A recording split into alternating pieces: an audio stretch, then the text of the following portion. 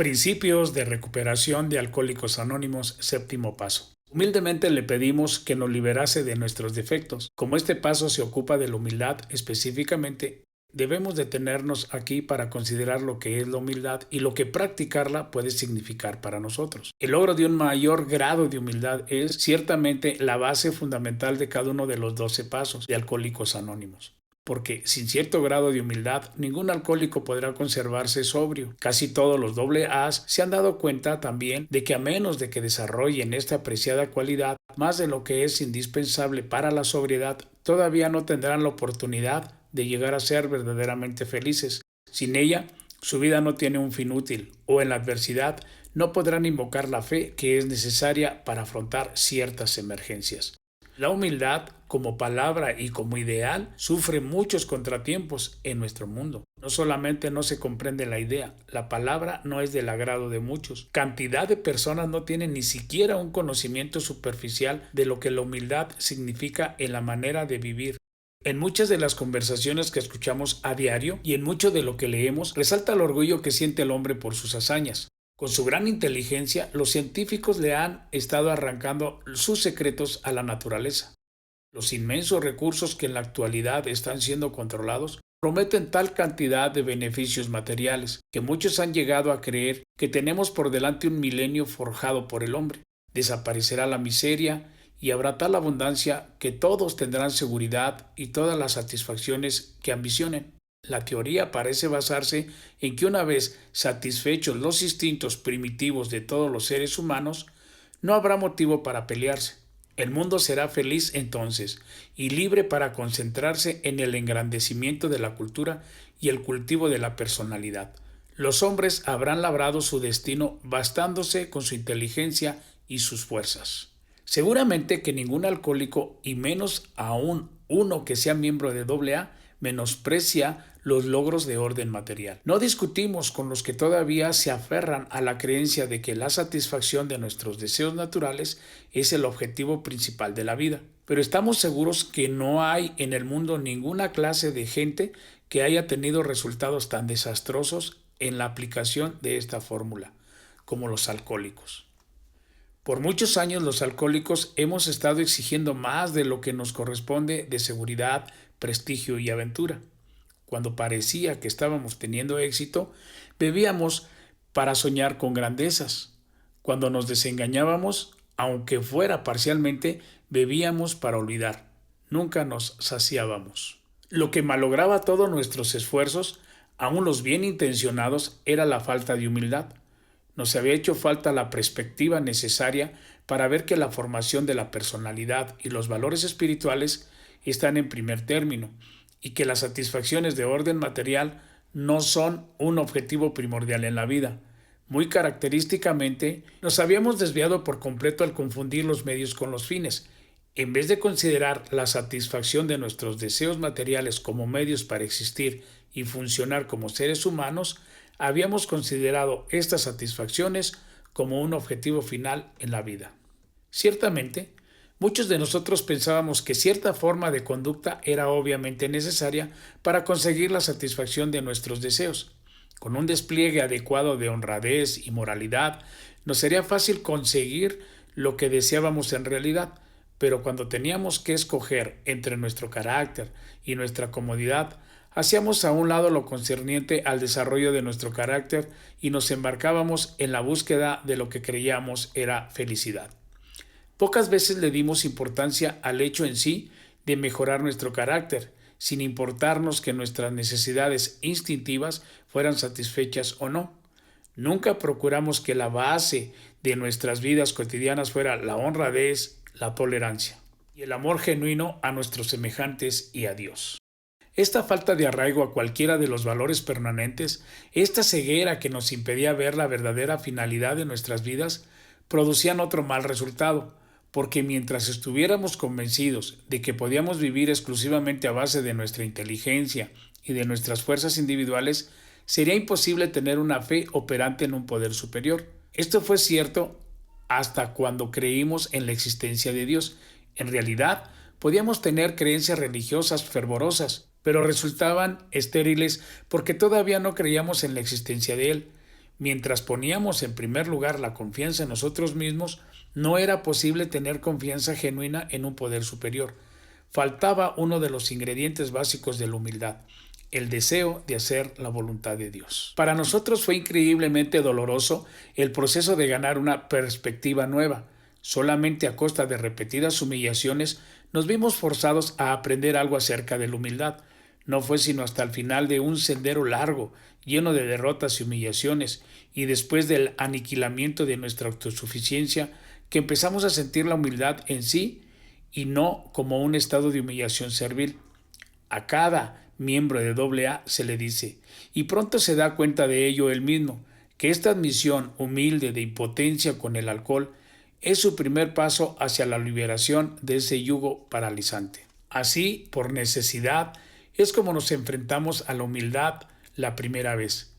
Pero esto es apenas el principio, para alejarnos por completo de nuestro rechazo a la idea de ser humildes, para poder considerar a la humildad como el camino a la verdadera libertad del espíritu humano, para estar dispuestos a procurar lograr la humildad como algo deseable en sí. La mayoría necesitaremos mucho tiempo. No puede cambiarse de repente el rumbo de toda una vida que ha girado siempre alrededor de uno mismo. Al principio, la rebeldía obstaculiza todos nuestros pasos. Cuando al fin hemos admitido sin reservas nuestra impotencia con el alcohol, tal vez suspiremos con alivio y exclamemos, gracias a Dios que ya pasó todo, ya no tendré que volver a pasar por lo mismo. Entonces nos enteramos, a veces con cierta alarma, que esto es solamente el principio del camino que estamos recorriendo. Todavía espoleados por la necesidad, abordamos renuentemente aquellos defectos graves de carácter que nos convirtieron en bebedores problema, y otros que habrá que atacar para evitar regresar a la situación anterior. Queremos librarnos de alguno de estos defectos, pero en algunos casos parecerá una tarea insuperable ante la que retrocedemos. Nos aferramos con insistencia apasionada a otros defectos que perturban nuestro equilibrio, porque todavía gozamos con ellos. ¿Cómo será posible que podamos hacer acopio de la resolución necesaria para librarnos de esos deseos y compulsiones tan abrumadoras? Otra vez somos impulsados por la conclusión ineludible a que hemos llegado, por la experiencia de AA, de que tenemos que esforzarnos con buena voluntad o caeremos en el camino por donde vamos. En esta etapa de nuestro progreso, estamos fuertemente presionados y restringidos en nuestros esfuerzos para obrar como es debido. Estamos obligados a escoger entre el dolor que produce el tratar de hacerlo y el castigo que resultará si no lo hacemos. Estos pasos iniciales en este camino los damos a regañadientes, pero los damos. Tal vez todavía no tengamos una opinión halagadora de lo que la humildad significa como una virtud personal deseable, pero reconocemos que es una ayuda necesaria para nuestra supervivencia. Cuando hemos mirado de frente alguno de estos defectos, cuando los hemos discutido con otra persona y cuando hemos estado dispuestos a que nos libraran de ellos, nuestra manera de pensar sobre la humildad empieza a tener un significado más amplio. Lo más probable es que para entonces ya hayamos logrado librarnos en cierto grado de los más devastadores de nuestros obstáculos. Ya gozamos de momentos en los que hay algo que se parece a la tranquilidad del ánimo. Esta recién descubierta tranquilidad es un regalo inapreciable para nosotros, los que hasta entonces solamente habíamos sabido de agitación, depresión y ansiedad. Se ha ganado algo más. En tanto que antes se había menospreciado la humildad, ahora se le empieza a considerar como un ingrediente muy importante para poder disfrutar de la serenidad. Esta percepción más desarrollada de la humildad pone en marcha otro cambio revolucionario de nuestro punto de vista.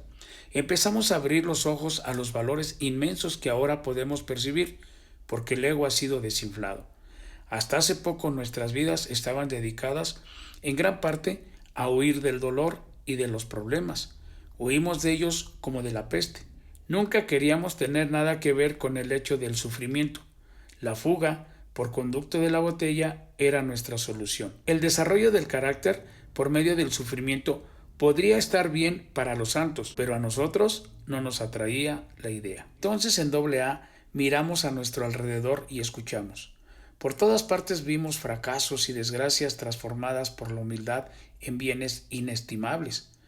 escuchamos una y otra narración de cómo la humildad había sacado fuerzas de la debilidad. En cada caso, el comienzo de una vida nueva había sido pagada con el dolor, pero a cambio de ese pago se había recibido más de lo que se esperaba. Adquirimos una dosis de humildad que pronto descubrimos que curaba el dolor. Empezamos a temerle menos al dolor y a desear tener humildad más que nunca. Durante el proceso de aprender más acerca de la humildad, el resultado significativo que obtuvimos fue el cambio de nuestra actitud hacia Dios. Y esto fue así para los creyentes y para los que no lo eran. Empezamos a superar la idea que teníamos de que el poder superior era algo remoto al que solamente se acude en caso de emergencia. Se empezó a desvanecer la idea que teníamos de que podríamos seguir viviendo nuestras propias vidas, ayudados por Dios, pero de vez en cuando. Muchos de nosotros que habíamos creído ser devotos, despertamos a la realidad de que era limitada nuestra situación en ese sentido. Nos habíamos privado de la ayuda de Dios al negarnos al ponerlo en primer lugar. Las palabras, yo solo no soy nada, el Padre dispone, empezaron a tener significado y hacernos entrever promesas brillantes. Nos dimos cuenta que no era necesario estar siempre apaleados y abatidos por la humildad. Podríamos alcanzarla, tanto como nuestra buena voluntad de practicarla, como en el sufrimiento que no espera recompensa. Fue un momento decisivo de nuestras vidas, aquel en el que empezamos a procurar la humildad no como algo que teníamos que tener, sino como algo que realmente deseábamos vivir. En ese momento empezamos a darnos cuenta de todo lo que el séptimo paso encierra. Humildemente le pedimos que nos liberase de nuestros defectos. Al acercarnos a lo que en realidad es dar el séptimo paso, estaría bien que nosotros, los que somos doble As, averiguáramos cuáles son exactamente nuestros objetivos más hondos. Cada uno de nosotros quisiera vivir en paz consigo mismo y con los demás. Quisiéramos estar seguros de que la gracia de Dios puede hacer por nosotros lo que no podemos hacer solos. Hemos visto que los defectos basados en deseos indignos o miopes son los obstáculos que en nuestro camino estorban a esos buenos deseos. Ahora vemos claramente que hemos tenido exigencias irrazonables para con nosotros, para con los demás y para con Dios. El principal causante de nuestros defectos ha sido ese miedo que está en nosotros, miedo principalmente de perder algo que ya teníamos o de no obtener algo que exigíamos. Viviendo a base de exigencias no satisfechas, estábamos en un continuo estado de perturbación y frustración. Por consiguiente, era indispensable, si queríamos disfrutar algún grado de tranquilidad, reducir nuestras exigencias. Cualquiera sabe la diferencia que hay entre una exigencia y una petición. En el séptimo paso, donde al cambiar nuestra actitud, podemos con la humildad como guía salirnos de nosotros para ir a Dios y a los demás. A través de todo el séptimo paso se hace hincapié en la humildad. En realidad, se nos dice que debemos estar dispuestos a tratar de librarnos de nuestros defectos por medio de la humildad, en la misma forma que admitimos que éramos impotentes ante el alcohol y que llegamos al convencimiento de que solo un poder superior podría devolvernos el buen juicio. Si ese grado de humildad nos ha podido ayudar a encontrar la gracia, por lo que ha sido posible desterrar esa mortal obsesión, entonces debe haber esperanzas de obtener el mismo resultado en lo que respecta a cualquier otro problema que pudiéramos tener.